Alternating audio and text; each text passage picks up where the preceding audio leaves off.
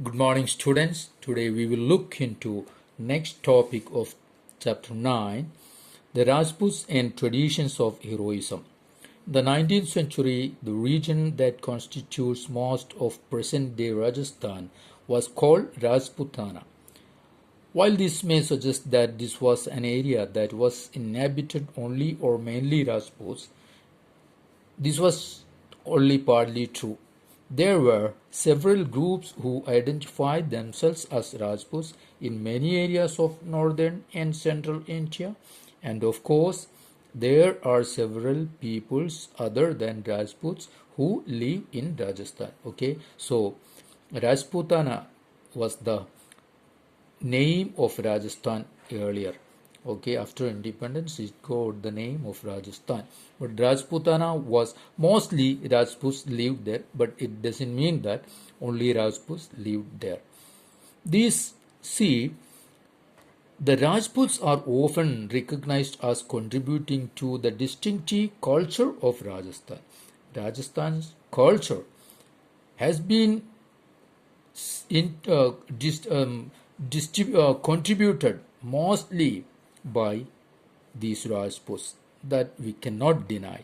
These cultural traditions were closely linked with the ideals and aspirations of rulers. Mostly, the ideals of rulers were influenced these traditions. From about the 8th century, most of the present day state of Rajasthan was ruled by various Rajput families. For example, Prithviraj Chauhan was a ruler of Rajputana, and you studied about him in chapter 2. These rulers cherished the ideal of the hero who fought valiantly. So, see, valor and bravery was something that they cherished the most, often choosing death on the battlefield rather than face defeat. So, they prefer death than defeat. Stories about Rajput heroes were recorded in poems and songs, which were recited by specially trained minstrels. There were some specially trained poets or the singers who used to recite these poems. Okay, these preserved the memories of heroes and were expected to inspire others to follow their example. Ordinary people were also attracted by these stories, which often depicted dramatic situations and a range of strong emotions like loyalty, friendship, love, valor, and anger. So, Rajputs and their stories, the tradition of them, mostly associated with strong emotions like loyalty, friendship, love, valor, anger, etc. So, did women find a place within these stories? These Rajput stories, did women have any space?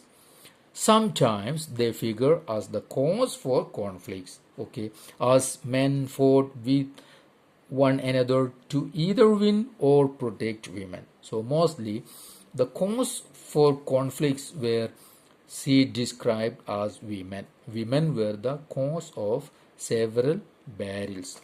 Women are also depicted as following their heroic husbands in both life and death.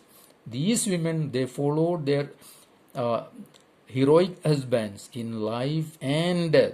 That is, see, the practice of sati or immolation of widows on the funeral pyre of their husbands. That's how they followed their husbands in death. When their husbands died in battle, what happened? The wives also immolate themselves in the pyre of husband.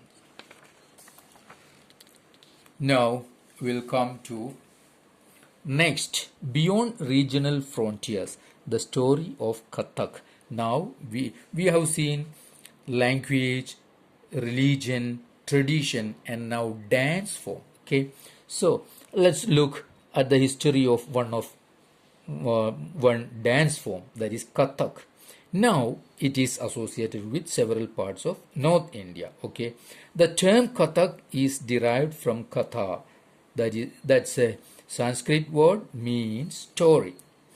The Kathaks were originally a caste of storytellers in temples of North India, okay, who embellished their performances with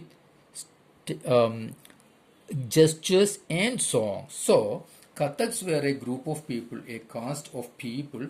They were storytellers. They tell story with songs and gestures. Okay, Kathak began evolving into a distinct mode of dance in the 15th and 16th centuries with the spread of the Bhakti movement. But along with the Bhakti movement, this Kathak started to become a dance form. Okay, the legends of Radha Krishna were enacted in folk plays called Rasa Leela, which combined folk dance with the basic gestures of the Kathak storytellers. Now, the Rasa Leela was, see, it was folk plays. It evolved into a particular dance form, okay, that took the, see, folk dance and the Kathak storytellers gestures both together, okay.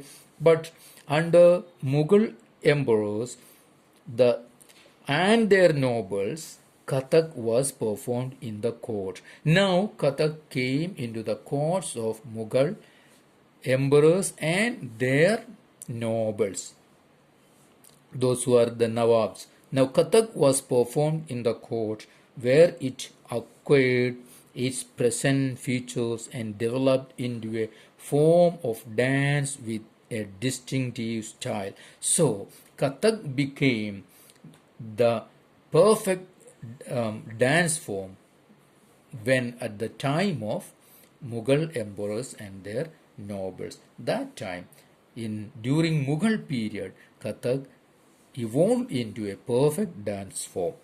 Now, subsequently, it developed into two traditions or gharanas. Now, this dance form, this Kathak, it developed into two traditions, or it's called gharanas. That's one in Jaipur and other Lucknow. Okay, so Jaipur Gharana and the Lucknow. Now, under the patronage of Wajid Ali Shah, the last Nawab of Awadh, it grew into a major art form. That means the Lucknow Gharana tradition. Okay, that one evolved into a major art form. And by the third quarter of the 19th century, जब 19th century के last part में what happened, it was firmly entrenched as a dance form. Now it's not just the dance form of this Jaipur and Lucknow, but most of the